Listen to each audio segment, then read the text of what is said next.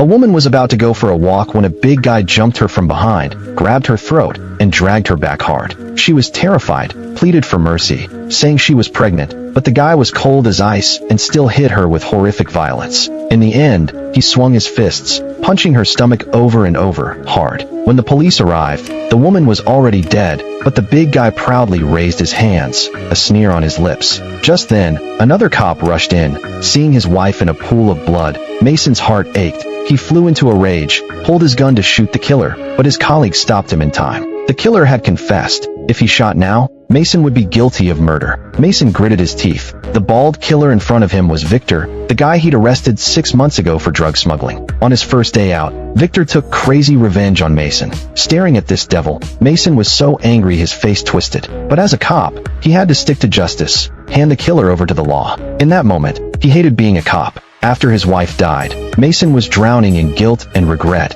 Thoughts of revenge stuck in his head. So he shaved his long hair, loaded his gun, and decided to pull off a crazy revenge plan. Using file clues, he found one of Victor's hideouts. Before acting, he told his colleague his address, then went in with his gun. The 3 thugs inside had no idea disaster was coming. Mason rushed in, started shooting. 2 died right away. The other, a blonde, tried to fight back, but Mason took him out fast. For these scumbags, he was sure violence was the only way. When his colleague Billy arrived, he was confused by Mason's silence. Mason knelt, hands on his head, no explanation. Sure enough, Mason was jailed for murder, but that's exactly what he wanted. Victor was locked up in this prison too. But right after getting in, the warden called him to the office. The warden knew why Mason was there, told him to stay out of trouble, and flat out said Victor was his guy now. Since Mason used to be a cop, the warden gave him an easy job in the laundry room. Meanwhile, Victor heard Mason was in prison and didn't care. In this prison, he was basically a king.